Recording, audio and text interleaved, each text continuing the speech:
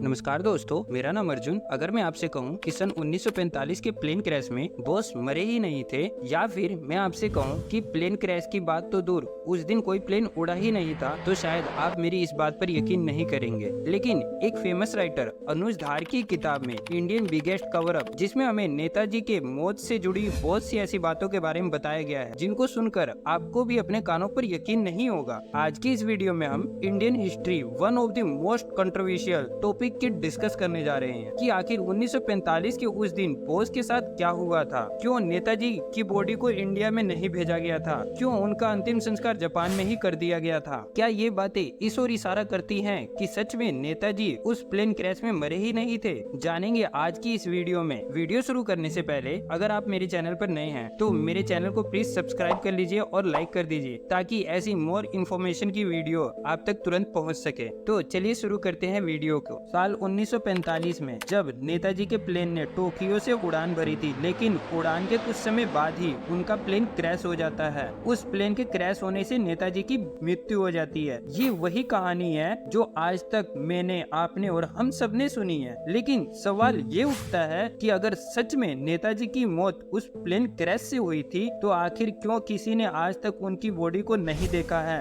और आखिर क्यों उनकी बॉडी को जापान से भारत नहीं भेजा गया था? जिसके जवाब में जापान ने यह कहा था कि प्लेन क्रैश के समय प्लेन में अचानक से आग लग गई थी, जिसकी वजह से नेताजी बोस की पूरी बॉडी जल गई थी। अगर उस बॉडी को जापान से इंडिया भेजते तो रास्ते में पूरी तरह से वो खराब हो जाती। इसी कारण उनका अंतिम संस्कार जापान में ही कर दिया गया था। उनकी बॉडी को भारत नहीं भेजा गया था। चलिए ये बात एक बार मान भी ली जाए, लेकिन इस बात का जवाब कौन देगा कि आखिर क्यों उनकी बॉडी के, डेड बॉडी के सबूत के तौर पर कोई फोटो नहीं ली गई थी? क्यों आज तक उनकी डेड बॉडी की पिक्चर किसी के सामने नहीं आई? ये बातें इस ओर तो इशारा नहीं करती कि उनकी मौत एक सोची समझी साजिश थी। इधर भारत में आजाद हिंद फौज के हर सैनिक को यह भरोसा था कि बोस को कुछ भी नहीं हुआ है, अभी तक वह जिंदा है। उस समय के अखबारों में कुछ इस तरह की खबरें छपा करती थी। बोस को मंचूरिया में देखा गया तो बोस को जापान में देखा गया। कुछ इस तरह की खबरों से अखबार पूरी तरह से भरे पड़े रहते थे।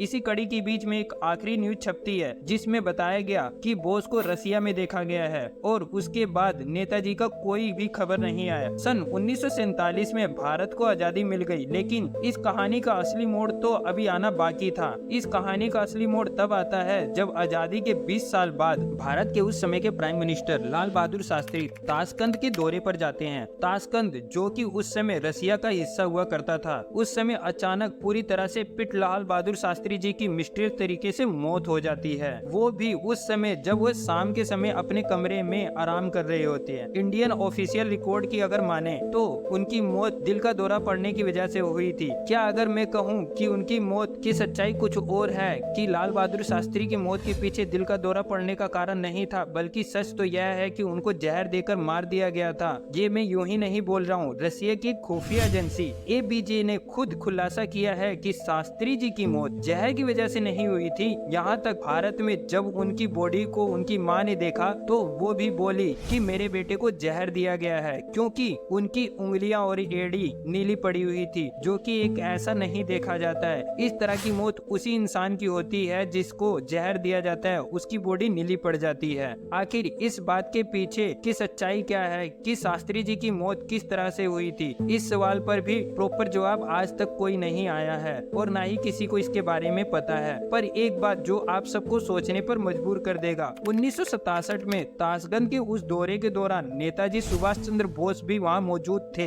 लाल बहादुर शास्त्री जी यह खबर लेकर भारत वापस आ ही रहे थे, और यहाँ तक कि एक फोन कॉल के जरिए रसिया से भारत ये बात पहुंचाई थी कि एक अनबिलीवेबल खबर लेकर वो भारत आ रहे हैं, और इन्हीं सब को छुपाने के लिए रसिया की एजेंसी ने उन्हें जहर देकर मार दिया था। जरा इस तस्वीर को ध्यान से देखिए। इस तस्वीर में जो शख्स नजर आ रहा है वो कोई और नहीं, नेताजी सुभाष चंद्र बोस है। ये बात खुद कई ब्रिटिश फोटोग्राफर ने कंफर्म किया है कि इस तस्वीर में दिख रहे शख्स सुभाष चंद्र बोस ही हैं। इतना सब कुछ होने के बाद भी अभी कुछ साल पहले ही खबर आई कि उत्तर भारत में सुभाष चंद्र बोस किसी गुमनामी नाम से रह रही हैं। अगर कुछ लोग यह सोचते हैं कि यह सिर्फ एक इत्तेफाक है, गुमनामी बाबा की शक्ल का कोई और इंसान है, वो सुभाष चंद्र बोस नहीं है, तो चलो एक बार उनकी बात को मान भी लिया जाए कि यह एक इत्तेफाक हो सकता है। पर गुमनामी बाबा की मौत के बाद बाद उनके कमरे से एक बक्सा मिला, जिस बक्से में कुछ ऐसे सबूत मिले जिसको देखकर पूरी तरह से यकीन हो जाता है गुमनामी बाबा कोई और नहीं, वो सुभाष चंद्र बोस ही थे।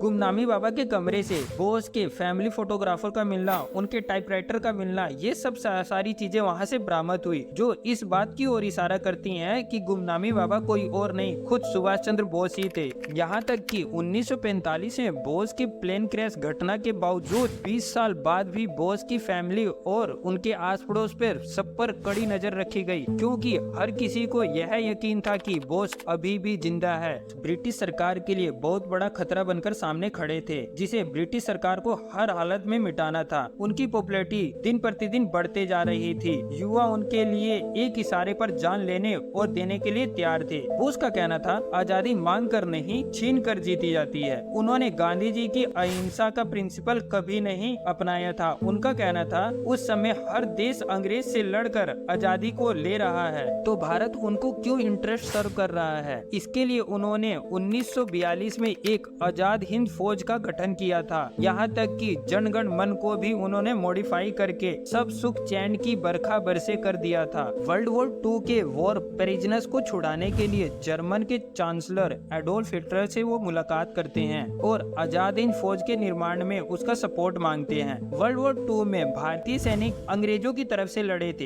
इस बात को लेकर सुभाष चंद्र बोस कहते हैं कि अगर हमारे सैनिक उन गोरों के लिए लड़ सकते हैं तो खुद के लिए, देश की आजादी के लिए क्यों नहीं लड़ सकते हैं। चाहे कुछ भी हो, इंडियन हिस्ट्री में नेताजी सुभाष चंद्र बोस एक ऐसे फिगर थे जिसको चाह कर भी नजरअंदाज नहीं किया जा सकता है। भारत की आजादी में उनकी लड़ाई का बहुत बड़ा योगदान था, जिसको कभी भी भुलाया नहीं जा सकता है। महात्मा गांधी ने सुभाष चंद्र बोस को एक टाइटल दिया था, प्रिंस ऑफ द पैट्रियोट्स, यानी कि देशभक्तों का राजकुमार, और सही मायने में नेताजी प्रिंस अमन पैट्रियोट्स थे। ऐसी मोर इन्फॉर्मेशन वीडियो के लिए मेरे चैनल को जरूर सब्सक्राइब करें।